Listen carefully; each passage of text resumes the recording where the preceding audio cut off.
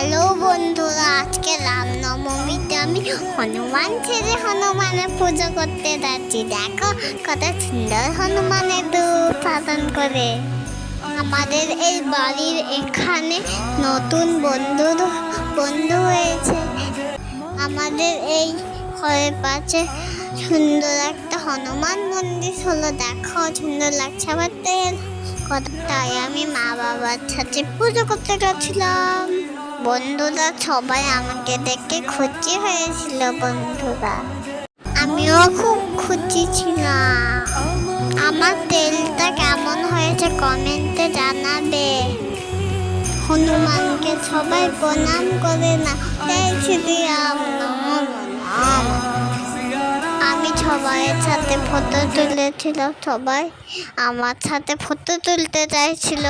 সবাই হনুমান সাজেনি।